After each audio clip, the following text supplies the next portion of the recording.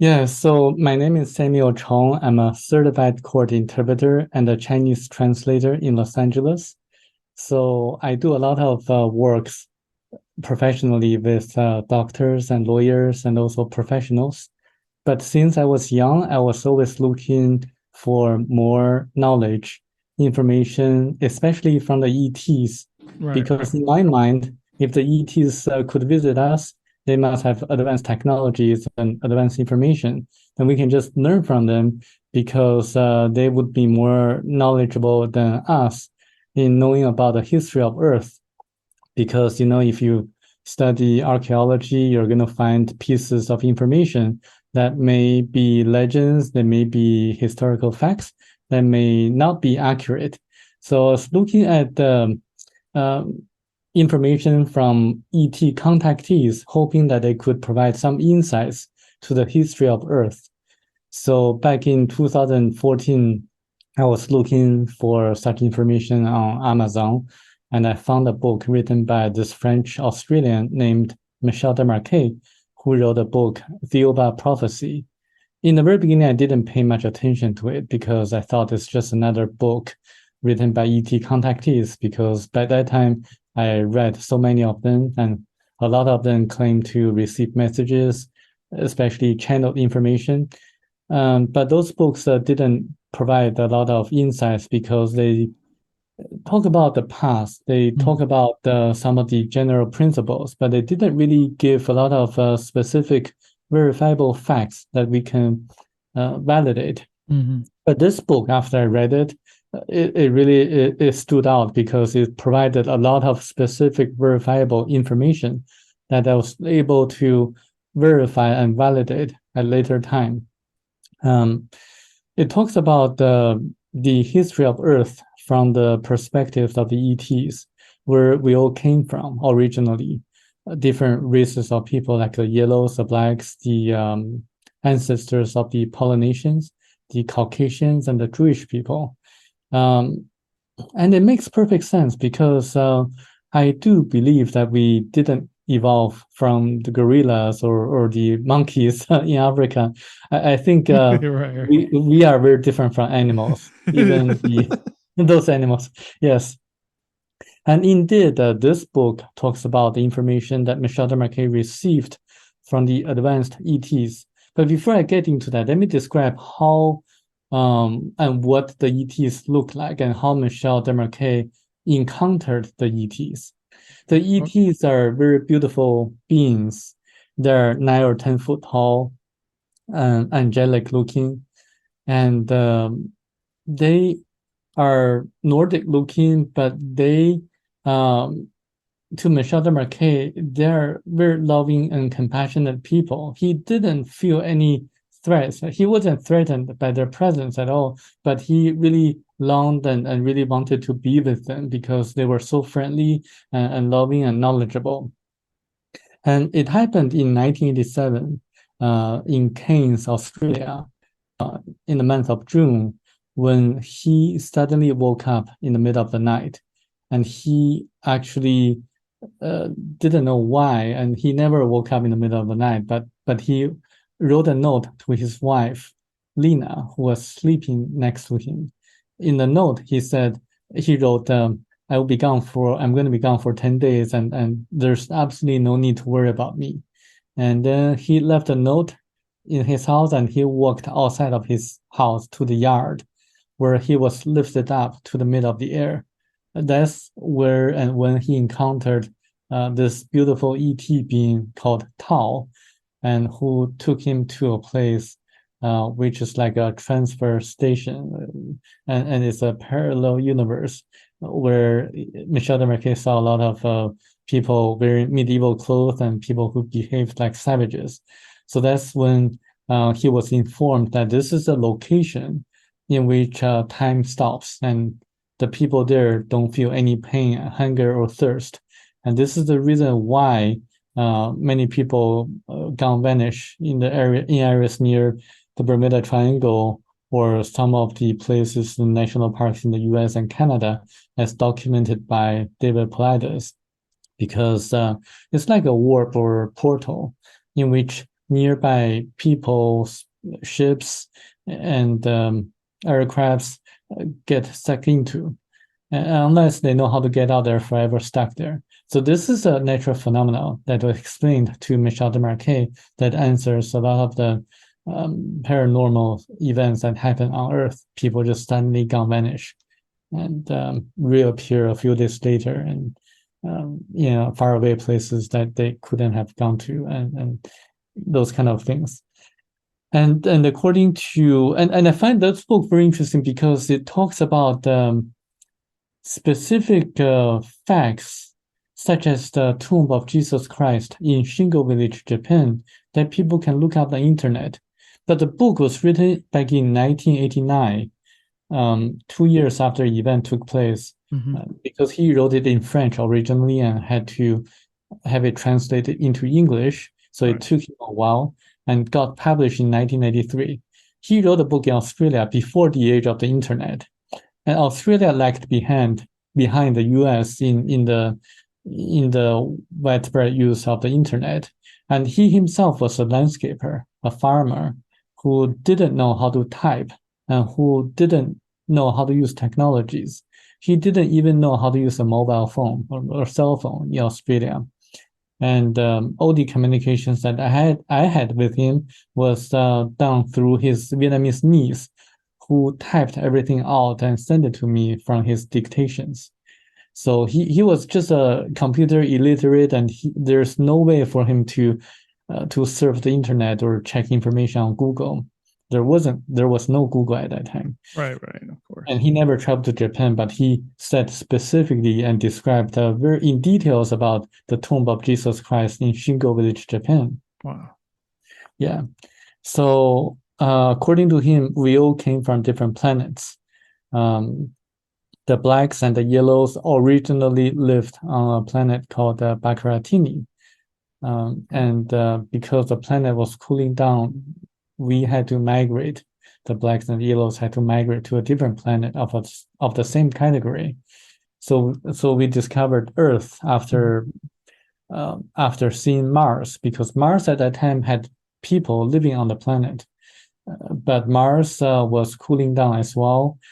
So when a planet cools down, when the core cools down, it no longer can have the electromagnetic forces that can capture the atmosphere.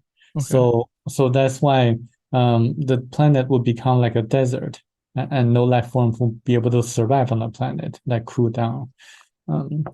So they found Earth, and the blacks landed in Australia, the current day Australia, and the yellows landed in southern Myanmar, and that started the civilization people on Earth.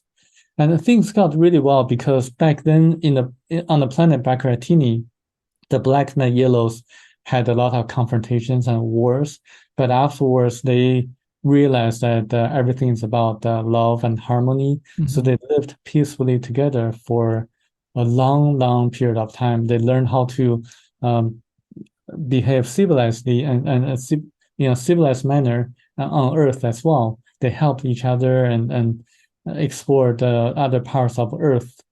So the blacks actually had a separate group, and this group went to Africa. Okay. And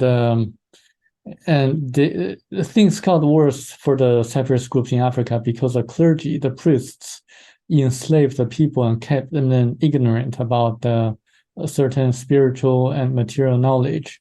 So they become the rulers, the powerful and the wealthy, and different classes of people began to form. And then the Thiaoubans intervened and actually killed some of the evil priests and some of the people, and then things got to be better, and they kind of learned how to treat everyone equally and develop their spirituality, because according to the Thiaoubans, the ETs, the principal obligation of people on Earth or mankind is to develop their spirituality and not to focus on material wealth or the accumulation of material wealth. So that's where the blacks and yellows came from, and they had a very advanced civilization because they had intergalactic travels before, and they brought a lot of animals and plants. For example, the kangaroos were brought by the blacks from Oh, Baccarat. wow. Yes. Wow. So there's a lot of evidence, but there's also like a plant called black boy, the nickname black boy in Australia, that the kangaroos loved to eat. Mhm. And they kind of, but there was an issue with the adaptations of that plant in Australia because there was kind of a mold that kept the plants from reproducing themselves. So there are a lot of details in the book that people can validate and verify. And indeed, the kangaroos still eat the young black boy plants. So this is another validation that people just verify. Mhm. But then there was an asteroid that was approaching Earth, and people knew about this and tried to get out of from the disaster by Right. taking their spacecraft and flying and leaving the ground. But then there's a miscalculation, and the asteroid split into three parts. One part hit was the Red Sea. The other part hit where nowadays the East Timor area, and the other part hit was now the Galapagos Islands. So if you look at the Galapagos Islands, you're going to see this is the evidence that, or the remaining of the strike of an asteroid. So a small part of an asteroid hit the Galapagos Islands. So everything matches perfectly with the archaeological findings that we have nowadays. And then the entire civilization was almost wiped out, and people had to start anew. And so this book talks about that. But what's most striking part of the book is that the Thiaoubans, pronounced as Jehovah's in French, are actually the Jehovah's in the Bible, that the people who have been watching us and guiding Wow. us and mentoring us throughout history. And according to Michel Desmarquet, he was told that the Jehovah's or Thiaoubans, they were responsible for the destruction of the two cities, Sodom and Gomorrah. They were responsible for leading Moses out of Egypt and taking the Hebrews out of Egypt. And they were responsible for parting the Sea of Reeds, not the Red Sea, but the Sea of Reeds, using a force field. Oh. They were responsible for giving out manas to the Hebrews during the Exodus process. And they did have a conversation with Moses on Mount Sinai, and they were responsible for the birth of Jesus and also Christ, the resurrection of Christ. But let me explain, like, according to them, Jesus and Christ are two different beings. I've read that before too. Read it before, okay. Yeah, Is it from me or from other people? Yeah, I have definitely read that before, that Jesus and Christ were two different individuals. From me or from different people? No, just from different books, different sources, like people putting pieces together from, I've read many different books, and it's amazing that you said that, because I have actually read that that's two different individuals at the very least. I really want to look at what you read, and I really want to see how they interpret the historical events. Because when I was reading the Bible, I always had this question, if someone were to be able to perform miracles, why he didn't perform when he was young? Why only after he began preaching? So that really didn't make a lot of sense when I was reading the Bible. But this book, Thiaoouba Prophecy, explains the reason is that when Jesus was born out of Virgin Mary, he was born from the embryo, implanted or put into the uterus of Virgin Mary, just to show that someone extraordinary was going to be born, so that people could pay attention to that event and to fulfill the prophecy. But because when someone is born, when the astral body of a person goes into the embryo, the person would have to pass through what the ancient Nagas call the river of oblivion, forgetting everything that happened in his or her past lives and forgetting all the knowledge that he accumulated to perform miracles. So that young Jesus, even though he was highly spiritual and highly intelligent, he couldn't perform miracles. I mean, he had a great conversation with the teachers of the temple, according to the Bible, but he couldn't perform miracles. So this is why there's no record in the Bible for the young Jesus before the age of 30 to perform miracles. Right. He later went to India and traveled to China and died in Japan at the age of 95. And he had 3 daughters, and this in Japan. And this is why there's a tomb of Jesus Christ in Shingo Village, Japan, that people can look up and visit. Shingo is the spelling of the village. And people in that village sing a song that sounded like ancient Hebrew language. And they have a very unique and different custom from the nearby villages. So people are still wondering where that came from. But this book explains the reason. Jesus came from Israel or the Middle East and went to Japan. But he was not the one who preached the teachings of Christ. Christ, on the other hand, was a different being sent by the Thiaoubans, who actually took on a new body of Jesus made by the Thiaoubans, because the Thiaoubans can perform a lot of, they have the knowledge to make another body that resembled Jesus at that time. So the Thiaoubans, one of the Thiaoubans themselves, took on that body so that he can remember the knowledge. He can have the knowledge to perform miracles. And he knew what was going to happen to him. He would die on the cross, and that's indeed what happened. And then he resurrected 3 days after, just to show people that there's life after death and there's reincarnation. But the concept of reincarnation was later removed from the Bible by the Catholic Church Council meetings. Right. Yep. Yeah. And this book is so specific. It listed the 4 different Catholic Church Council meetings that intentionally distorted the original meanings of the ancient scriptures. It's so specific, you got to look it up. I know you like to read books. Do you have a book? Do you have a copy of the book right now where you can show me what it looks like? Yes, I can show it to you. Let me. Yeah, because that I love reading about that stuff. What you said is a lot of stuff that I've read already in the past. When you read the Holy Bible, you read about Ezekiel, and then you can read the Book of Enoch and how these individuals were somewhat in many ways, contacted by something that was not from planet Earth.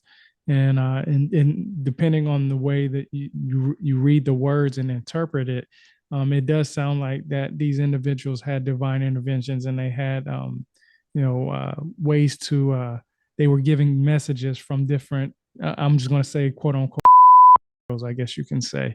And it's interesting because I came into this field trying to learn as much as I can about our ancient history. And every time I read about our ancient history, it always goes back to religion. What the basic religious texts say, the ancient Hebrew texts, the ancient Egyptians, the Sumerians. The Sumerians are my favorite because they have this, extraordinary tales about all these different things. So it's amazing what you're saying. It really is. Yes. I'm sharing the screen, so it listed, let me enlarge it. Okay. So it listed the 4 different council meetings. So there's the Council of Nicaea 325, yes. Council of Constantinople is his French and translated into English, and Council of the Ephesus, and Council of Chalcedony. Those are the French names, and so those are the 4 councils. I don't know how to highlight it, but oh yeah. Yes. Yeah, see, I know a lot about 325 AD. I know about that one, the Council of Nicaea. I definitely know a lot about that one because, that's where we get the representation of Jesus from, mostly. Yeah, yeah. So back then, people believed in reincarnation and also but people didn't know why. I mean, how to make out the Jesus and Christ thing, and what happened to the Jesus that later went to Japan. People didn't know that Jesus went to Japan, but somehow came back and became this kind of another person who preached everything and performed miracles. And actually, this group of ETs have been guiding us throughout history, and they are able to perform all the miracles performed by Jesus, by Christ. So they showed Michel Desmarquet how to levitate, how to materialize objects, how to heal the wounds or different diseases, how to perform telepathy or communication through the mind, and how to project illusions. Like what could be done in a meditation type state, right? Yes, that's right. So, it explains all the history about that, and also it described in details the Exodus, how Moses led the ancient Hebrews out of Egypt and the reasons for doing so, to get out of the evil rules of the ancient pharaohs, the Egyptians. So they were constantly, watching us and guiding us, giving us like hints and indirect help. When Christ came and preached to the people in the Middle East, he was actually trying to preach about spirituality and love, and the fact that we all have reincarnation. And but people at that time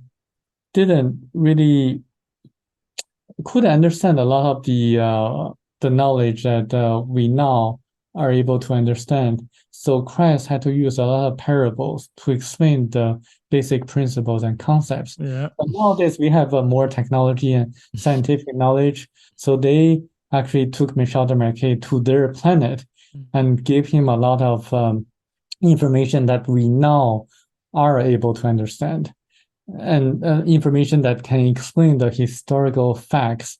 So this is why they want to enlighten Michel Desmarquet about the stories in the Bible, just to show people and to make people understand what really happened and why they intervened by sending Jesus and Christ to us.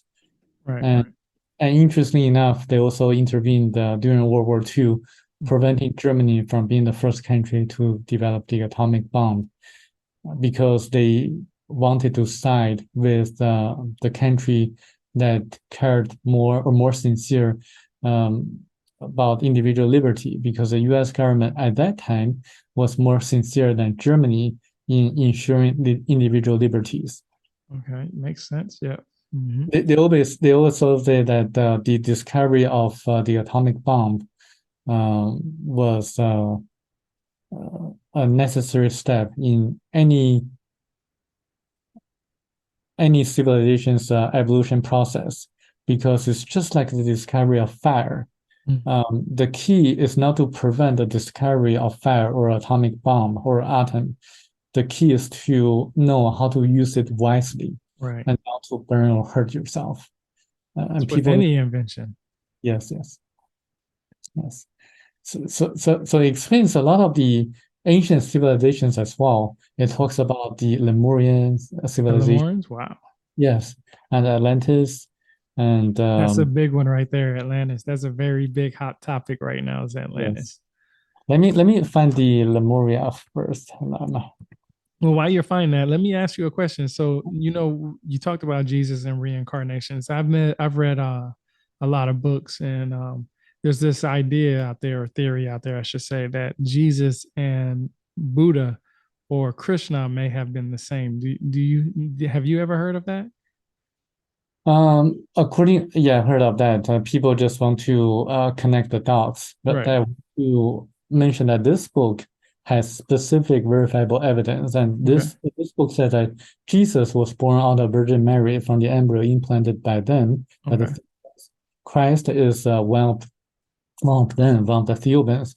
But Buddha was an earthling person, a person who was born and came from Earth, who was enlightened on his own. Okay. So it also talks about the Buddha as well. So it actually gives the highest praise of all the earthlings that were born on Earth uh, to the Buddha. Okay. So Buddha is one of the unique people on Earth. Okay. I like that. So yeah, so it talks about the Lemuria, um, and so the Lemuria was actually a continent that existed since ancient times in the Pacific Ocean. But the inhabitants of the Lemuria continent actually came from a planet called Arimo X3. Okay. So they had an overpopulation issue on their planet. So they wanted to migrate some of their people to Earth.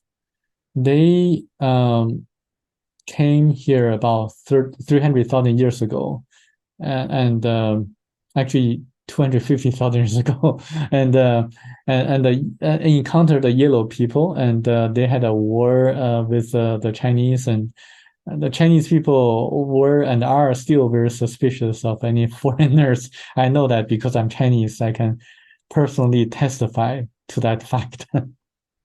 So they were very suspicious and they had a war. And the Lemurians, I mean the people from Aramaic 3 didn't want to do that, so they retreated back, and they established ET bases on the far side of the moon, on the backside of the moon. So this is why some people say that there are artificial structures Mhm. backside of the moon. Yes, indeed, there are.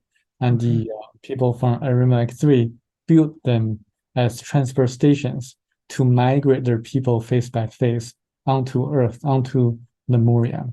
Okay. So This is they had advanced technologies such as anti-gravitational technologies and supersonic vibratory systems to cut the huge stones in a very precise manner. mhm. And this is how they built the statues on Easter Island, the moas. Okay. So because Easter Island was part of the continent of Lemuria, and before it sank into the ocean about 14,500 years ago. So this book is so interesting because it's very, very specific. It talks about you know, back then after Jesus was born out of Virgin Mary, King Mhm. Herod, as you know from the Bible, killed a lot of the babies Mhm. just to keep Jesus from coming out, and it's so specific. It actually said he killed 2,606 babies. There are 2,606 babies at that time. It's very. I mean, if Michel Desmarquet made it up, he would have just said probably 3,000 or so babies or so, or approximately like 2,000 babies. He wouldn't have needed to be so precise Right. to the number 2,606 babies. So this book has a lot of specific information that is beyond Michel Desmarquet's knowledge at that time. That's interesting. And where can I get this book at? Is it just PDF or can I get it from Amazon? Yeah, people can get it on Amazon, and I can just send you a PDF copy right now Okay.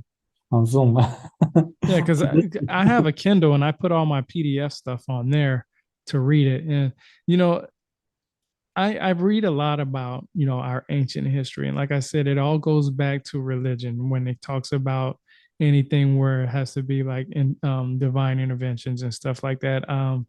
I've read the book Mary of Agreda, I believe that's how you said it. And it was a book that was written, I think it was sometime around the 1600s or something like that. I can't remember exactly when, but it's interesting because when I read that book, it's basically what you're saying, and I'm actually going to do a video on that on my YouTube in the future because it's very specific on how things happen, and the um the author of the book got this information supposedly from Mary herself, like through a meditation type state or some sort, and it was a message basically. And I believe, if I'm not mistaken, she wrote it down. She wrote everything down one time, and then she destroyed the book, and then she was persuaded to rewrite it to so she can share it with the world.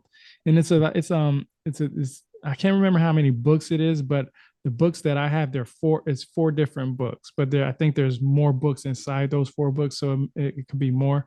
But I really do understand where you're coming with this, because um, when I go back to my favorite civilization, the Sumerians, they always talk about the Anuna slash Anunnaki. They don't get specific about where they came from. Nobody actually knows where they're from. And different sources like Anton Parks, his book Eden, and then I read, the electronic text corpus of Sumerian literature, and it's almost like they can be like inanimate objects, orbs of some type. They can be in human like form, or they can be, they can talk to you through your mind like a meditation type state. So what you're saying, I really do want to read this book, and I'll probably read this book after I read this book that I'm reading now, and I'm going to dig into it. And I definitely want to talk to you about this more, because it seems like and just from what you're saying, you really studied this to the T. Like, you really enjoy finding this knowledge. Am I correct on that? Yes, because it contains not only specific verifiable facts and knowledge, it also gives a solution to our current day problems. We all know what happened in the last 3 years or so, but this book gives a solution to our current issues.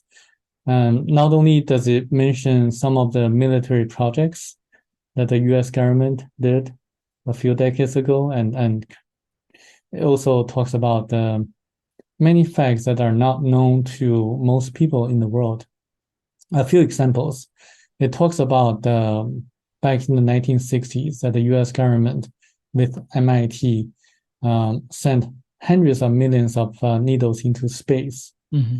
And I searched it. It's turned out to be Project Westford. Westford, okay. They did that just to try to improve the telecommunication signals of the time. So they thought that when the signals go out to space, they would bounce back from the needles, and so that the signals, the reception would be better. But then the Thiaoubans or Jehovans believe that it will be like cause harm to us. So they collected the hundreds of millions of needles from space. So the Project Westford failed twice. So this is actually, if you find the government records, you're going to see this. At least the government claims that the first time the project failed, and the second time, probably to save face, they say that it was successful. I don't know. I don't know what really happened. So, right. And second is that it also talks about some of the other interesting findings that we are now able to verify. For example, the effects of different colors. Mm-hmm. When Michel Desmarquet entered into their spacecraft, they disinfected him using yellow light and blue light. Wow. And Harvard Medical School had a study on the antibacterial, antiviral effects of blue light, certain wavelengths of blue light, that people can now find that research paper and to verify that blue light indeed has antibacterial effects. And just a few years ago, there's another paper that came out that verified that yellow light also has antibacterial effects, just a few years ago. So this book indeed talks about a lot of different things that we are gradually understanding and gradually validating. And it also enlightens people about politics, political structures, and also the fact that there are people who run everything behind the scenes, right? Financiers and the different parties in the U.S. are just like puppets and fighting against each other. But there's a group of people that remain in power, and people don't know who they are unless they really dig into it. Right.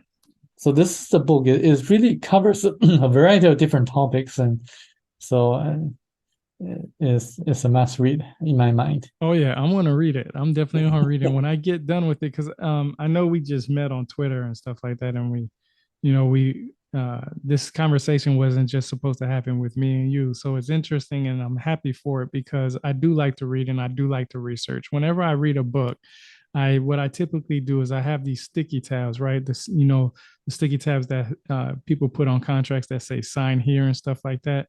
I have sticky tabs, and everything that I find interesting, I put them on my books, and then I go back and research it, and then I try to research as much as I can. And when you mentioned lights have effects on people, that is very true. I actually have a cell phone. It's a blue light cell phone case, and basically you put your cell phone in there, and you can put some essential oils on this little, I guess this little fabric thing, and you put it in there, and it helps makes your phone smell good. I don't know why, but it has that in there. But when you close it, a blue light actually activates, and it's supposed to clean the germs and everything off of it. My wife actually bought it during the high pandemic, during the COVID thing. So I know what you mean about blue lights. And then also with yellow, yellow has effects on people, and it's supposed to have a happy effect on people. People who are depressed, if they see yellow, they'll be more happier. At least that's what they say. But then it reminds me that chakras are different colors, and different. If your chakras are off based off of whatever, you have certain types of crystals that are supposed to basically help your body heal, and whatever chakra is you know, out of balance, I guess you can say. So what you're saying to me goes with everything that I've learned so far, and it sounds like to me with this book is telling me basically, just like a lot of books that I've read, science is catching up with what the ancient people talked about in the past. And when you talked about, people getting these messages from, an outside element that we may not necessarily call humans, it makes me think about more, because when you mentioned the Bible, I've read the ancient Hebrew text.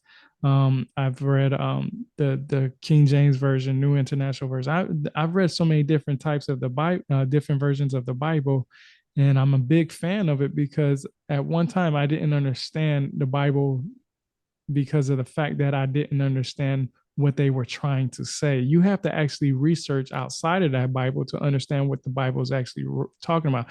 For example, the Ezekiel thing, I know that happened through a vision, but that's only because somebody interpreted it as a vision. Now, I don't know necessarily, I can't say for 100% sure that this person didn't actually see something from the sky, because what they describe in the Bible seems like something was, there's this individual in these individuals came from somewhere to give information to us.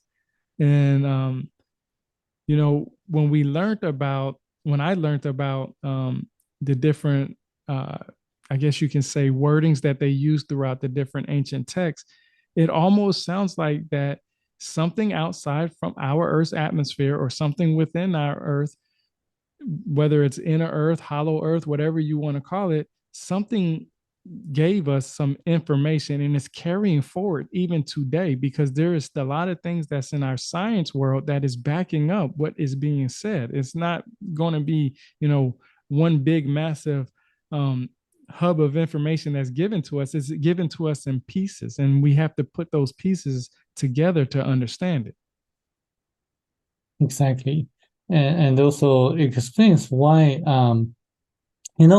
after reading this book, Thiaoouba Prophecy, I learned that they were responsible for the destructions of the two cities, Sodom and Gomorrah. Mm-hmm. And I did some research why they did that. And it turned out that it's not just because of sodomy. If you look at ancient Jewish texts, you're going to know that the people in the two cities were so evil and unkind that they punished the compassionate, loving people who helped the poor. A girl gave money or food to a beggar on the street, mm-hmm. and then the girl was punished for her actions. Mm-hmm. So this is how evil the people in the two cities were like. And so when you have people, when you have people like that, and people in contact with them were affected by them. So this is just like cancer's tumors. I mean, they spread out. So the best way is to take them out than to keep them. So this is I do agree with their actions of taking the two cities out because it's just like cancer cells. Right. And I've read the same thing what you just said about, Sodom and Gomorrah. Not everybody there was wicked. Not everybody there was into what sodomy or whatever the case may be. Not everybody was that way. It was just um something. It's so hard to understand because a lot of people believe that everybody was there because that's what it says in the Bible. Find one person, find 10 people, 15 people, whatever the number. It's different numbers every time depending on which text you read. And they destroyed it because they couldn't find that one person or two or three or whatever the case may be. So yeah, I'm definitely gonna have to dig more into that because you're opening my eyes to more things because I'm stuck right now. I'm stuck between trying to figure out what exactly happened in our ancient times. You have the ancient text that goes back anywhere from 5 to 6,000 years ago, including the pictographic script. And then you have what we have today, such as the King James Version, New International Version. And a lot of this stuff that I've learned seems to always go back to religion. Like religion seems to be, and I don't mean no disrespect like this because I don't want to say it like I'm being disrespectful, but I find like the Bible is like the Wikipedia of today. There's good information in there, and there's a lot of great information in there, but you have to go and research that information that is giving to you. It's not going to all be in one book. Just like the book of Enoch is not in the book. We know there's 66 different books that make up the Holy Bible. And there are also forbidden books that never made it to the Bible, for instance, like the book of Enoch, for instance. So it just opens my eyes. So if you just read the Holy Bible, you'll miss out on so much other stuff because the Bible only gives you a piece of the information that whoever decided to be the editor of that version of that Bible. I don't know if that makes sense or not. That makes a lot of sense. It's pretty interesting that you mentioned the book of Enoch because Michel Desmarquet also read the book of Enoch after he came back from Thiaoouba because a person gave the book to him and he read it and he was astonished because the descriptions of Enoch, what Enoch described, were very similar to what Michel Desmarquet, personally encountered. So Michel Desmarquet, in his later years, he believed that Enoch was taken by the same group of ETs who took him. And it made me think that Enoch was told to write a book, so came the book of Enoch. Mm-hmm. So he wrote many books actually. Mhm. Yeah. So did Michel Desmarquet, and he wrote a book, Thiaoouba Prophecy, and two other books. And you know what happened to Noah, the great grandson of Enoch, a few decades later? He was told to build an ark. Yeah. So I don't know who is going to be told to build an ark. But see, the ark meant different things, and just from my studies, there were many different arks. We talk about these extraterrestrials or individuals from a different location other than Earth and stuff like that. And like you said, the yellow people and the black people came from one place and they landed in different places on the earth and stuff like that. So from this book right here, is this saying that civilization started in Asia and Australia first? Is Yes. Okay. That's the ancient civilization, the first group of people on Earth. But then there was a catastrophic event that happened because of an asteroid that wiped out the entire civilization on Earth. So there's not a trace of ancient civilization except for Greenland. So there was when they tried to avoid this kind of catastrophe, so they went onto their kind of flying machines and kind of planes like that, and they tried to fly and keep them in space as long as possible. And many of the planes or flying machines kind of went down, and except for one who successfully landed on Greenland or in Greenland. Mm. But then because of an earthquake, people did not survive. So if we are to find any specific evidence of leftovers from that civilization, it would have been in Greenland, buried in Greenland, yes. And Greenland is actually covered with snow, correct? Yes, that's right. See, that's interesting because it's called Greenland, but it's covered in snow. Yes. So we would have to wait till the snow melted in most of the parts and be able, yeah. So, there's a lot of hidden things out there, and artifacts tell you one thing, writing systems will tell you another, and then you have people who have actual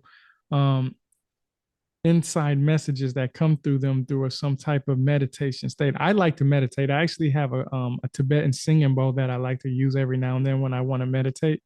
And frequencies and vibrations play a major part in our ideas on where we get information from. I know Nikola Tesla, for one, when he made some of these inventions that he had, he didn't just get them thinking in his awake state. He was, and sometimes in his sleep state and meditation state. A lot of times, a lot of these individuals would go to sleep and have a dream that was so vivid that they woke up and they was like, hey, I knew how to make let's say, for example, a computer of some sort, or a car of some sort. Individuals had these, and this is just examples that individuals actually had this way of creating inventions for us to help mankind and to be successful, basically.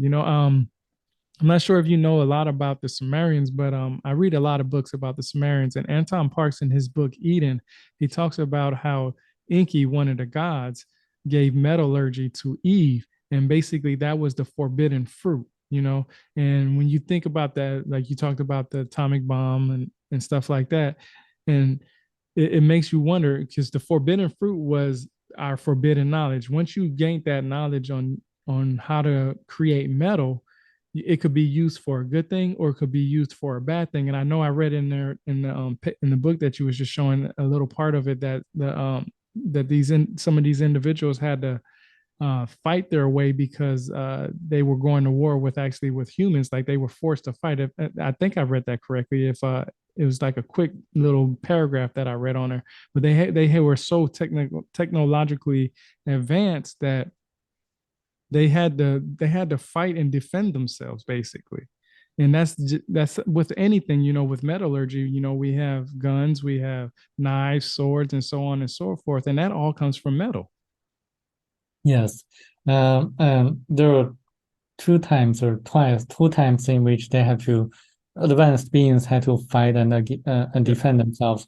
One was the people from Aramaic 3. They encountered the Chinese, and the Chinese highly suspicious, and they launched a war against the ETs from Aramaic 3, and so that's a war.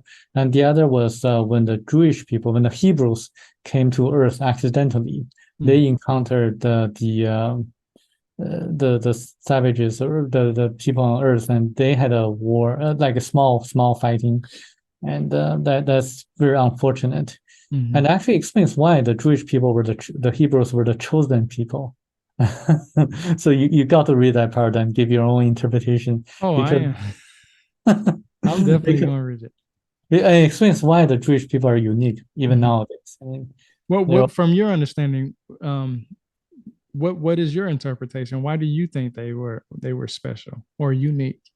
I mean, according to this book, there are a total of 9 different categories of planets in the universe. So we are currently living on category 1 planet. Okay. The Thiaoubans live on category 9 planet. As we become more spiritually evolved, we can move up the ladder, but we cannot really jump to different categories, up or down. So Earth is a category 1 planet, but the Hebrews originally came from the planet Hebra accidentally because of a malfunctioning of their spacecraft. And Hebra was a category 3 planet, so 2 levels higher. So this is why they had to adapt to a kind of lower kind of spiritual environment. But they are highly disciplined and highly spiritual. So no matter how and what restrictions you impose on them, they always excel and succeed in whichever industries they go into. So they always encountered jealousy and hatred and persecution. And so this is like a universal law. So what happened was that back then, when they were being ruled by the ancient Egyptians and later by the Romans, the Egyptians and the Romans kind of restricted their spiritual development. So that's why the Thiaoubans decided to intervene and to help to liberate the Hebrews out from the clutch of the rules of the Egyptians and the Romans. So they were chosen in that sense because they were highly spiritual. So this is the explanation given in the book. Michel Desmarquet asked a very good question. Like if the Hebrews came accidentally here, why didn't the Thiaoubans send them back to their original planet, a Category 3 planet? And their response was that they could only foresee about 100 years or so into the future. Okay. They thought that the Hebrews, the Jewish people, were going to intermarry and mix with the people on Earth, so that they would be just like us. They didn't think that the Hebrews would keep their bloodlines pure. They didn't intermarry at all. So even current day, if you know the Jewish culture, you know that they don't intermarry with other. That's a no-no, or supposed to be a no-no. Yeah. Right. So what you said just lines up with the book of Enoch, because in the book of Enoch, I believe there's 10 different heavens that they talk about. I'm pretty sure there's 10 different heavens.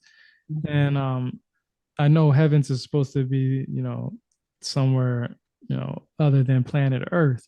And when you talk about the 9 planets, you said he wrote this book first, and then he read the book of Enoch, right? Yes, that's right. That's interesting, because there's no, I mean, I don't see anybody purposely lying on something like that. So that makes me wonder, okay, did they add it? Did he not know about, because the 10th heaven is supposed to be where God is supposed to be at, I believe. That's right, exactly. And this is what his explanation was that category 9 planet is the highest category of planet, and after that, that's the source, the great ether, the creator of the universe.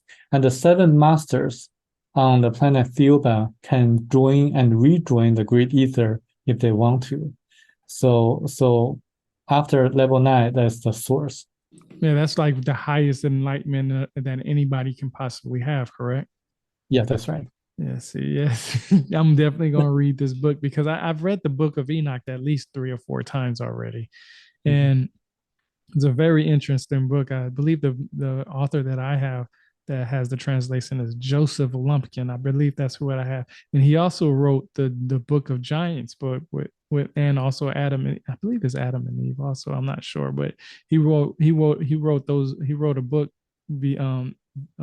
that goes more into the Adam and Eve and giant story. So yeah, it's man, there's so much information out there. It takes a lot of time to research. I tell you, I read at least 6 to 8 hours a day. Like, I'm a retired veteran. Actually, today's my alive day. I was wounded in Afghanistan in 2012 today, and ever since then, I just started reading books. So I read at least 6 to 8 hours a day. And I feel like there's not enough hours in the day to read everything, because I'm also married and I have kids and stuff. So I still do the family stuff and everything like that. And I do most of my reading at night.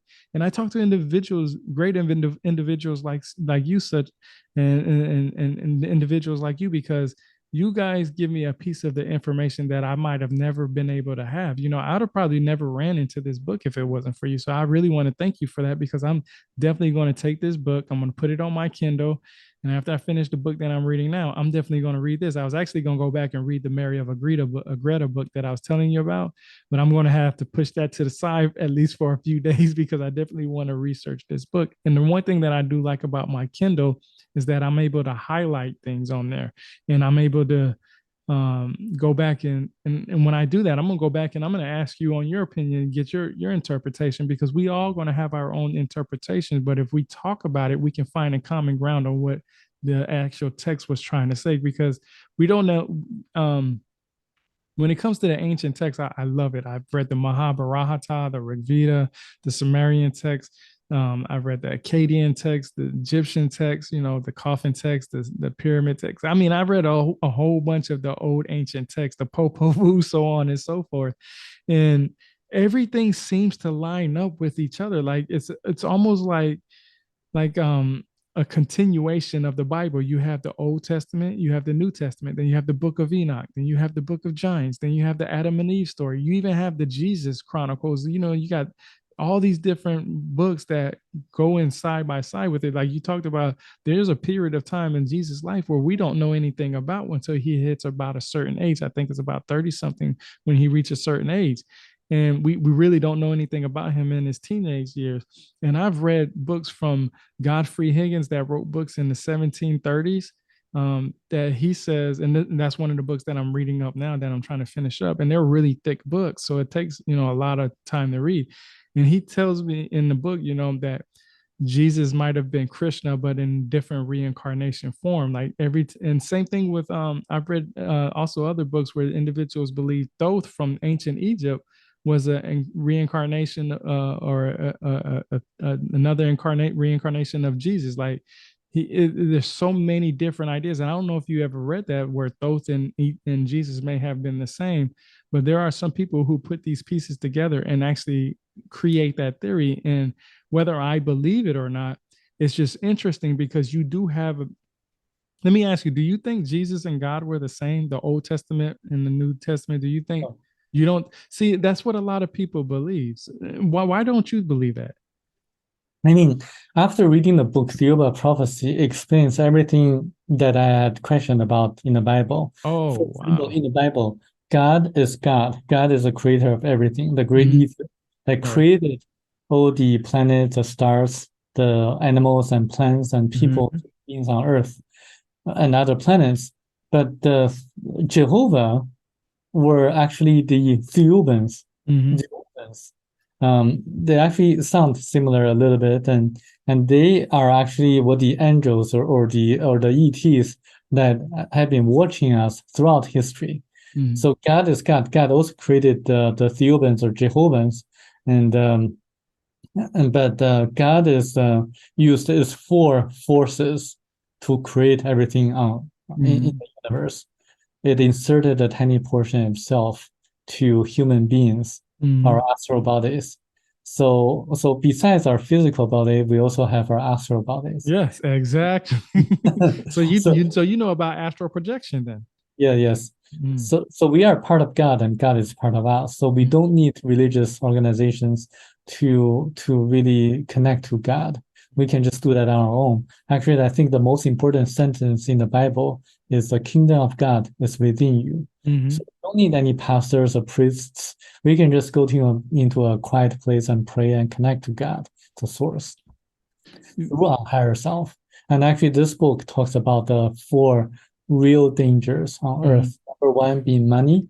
Number 2, politicians. Number 3, journalists and drugs. Number 4, religions. So religion is a curse on Earth. It's actually not a blessing. We should focus on our spiritual development and follow the teachings of Christ, but not to follow a specific organized religion. You're not actually the first person who's actually said that about religion. I'm like I said, I'm reading Godfrey Higgins books. He has 3 books that I love: The Celtic Druids and then Anacalypsis 1 and 2, and it's basically finding the origins of religion and so on, and language and stuff like that. And I believe in his second book, if I'm not mistaken, he talks about how somebody in the 1700s actually said that religion is a curse. And he breaks it down on exactly why he says that and so on and so forth.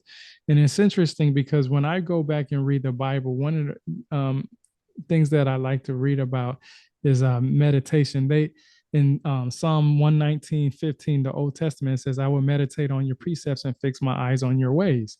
Well, if we go to our eyes, we're not just talking, they're not just talking about the two eyes that you see in your head. It's also included your third eye. I mean, I'm sure you know about your third eye because it seems like everything that you're talking about goes back into some type of meditation state. And then breathing, the way you can control your breathing and your breath and stuff like that, you're able to do things that or see things in the meditation state that you normally wouldn't do. And it takes a lot of practice to do it. Like you tell somebody to, take 6 breaths a minute, that's really hard for a lot of people. Exactly. And this book actually talks about how they're able to perform miracles because they levitated in front of Michel Desmarquet. And Michel Desmarquet, a French, the author, and he asked them to teach him how to levitate. And they just smiled at him and didn't respond. But then at the end of the book, it says, if you really want to do what Christ did as described in the Bible, you should first meditate and then concentrate.